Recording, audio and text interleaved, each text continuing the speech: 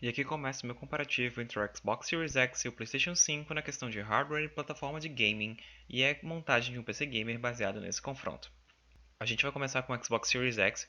que vem com as seguintes especificações. Esse é o teardown dele, e as especificações dele são uma CPU x86, 64 bits, 8x em 2 cores a 3.8 GHz com 3.6 se o console optar por usar SMT, uma GPU de 12 teraflops com 52 unidades computacionais a 1.825 GHz com RDNA de segunda geração customizado, um processador TSMC de 7 nanômetros aprimorado, uma memória de 16 GB de DDR6, um armazenamento externo que dá suporte a HD via USB 3.2, uma velocidade de leitura de 2.4 GB por segundo bruta e 4.8 GB comprimida usando a compressão de dados que o Xbox vai oferecer.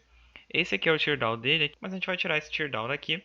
para colocar uma coisa super interessante do Xbox também, que é a memória interna. O Xbox vem com uma memória interna de 1 TB SSD com tecnologia NVMe customizado e é expansível através desse SSD aqui de formato proprietário junto com a Seagate.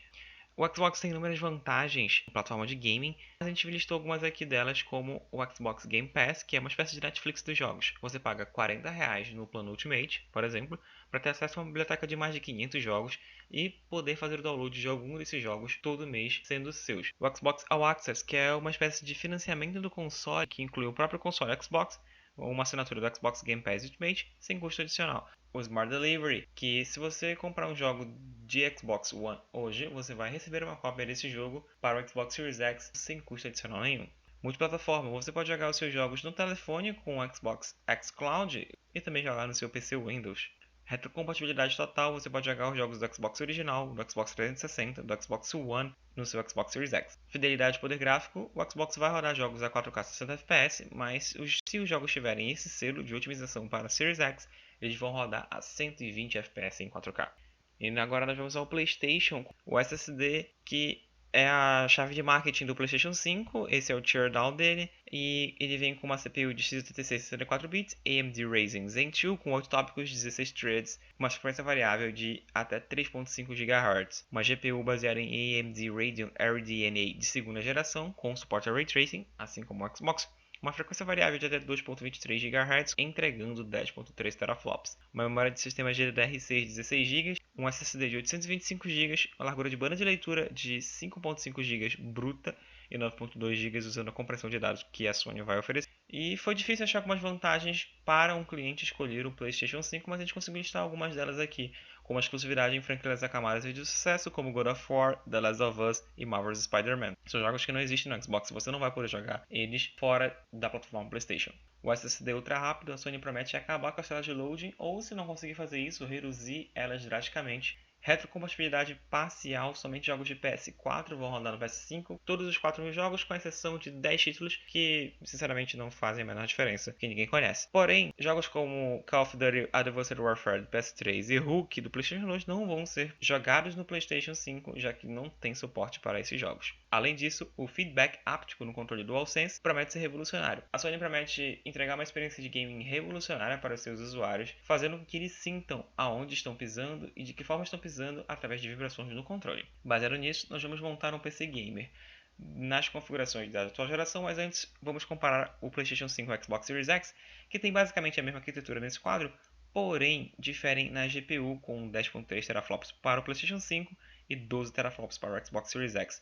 O PlayStation 5 tem 36 unidades computacionais, contra o Xbox tem 52. E isso pode dar uma vantagem ao Xbox com a questão de Ray Tracing, porque o Ray Tracing consome muito da GPU. Então, quanto mais teraflops e mais unidades computacionais, em teoria, um console seria melhor para rodar Ray Tracing. O SSD da Sony é menor do que o do Xbox, o SSD do Xbox é de 1 TB e o da Sony é de 825 GB, que são expansíveis, porém a Sony promete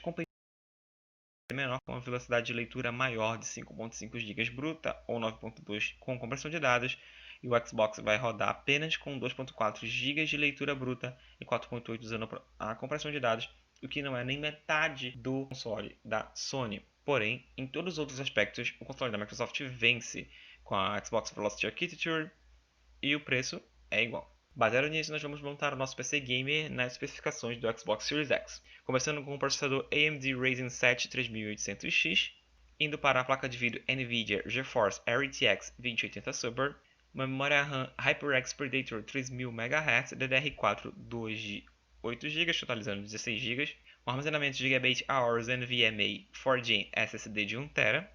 a fonte Corsair 500 watts e a placa-mãe Gigabyte X 570 Euros. Tudo isso pelo preço simbólico de R$ 12.148,59, pesquisados em 16 de 10 de 2020.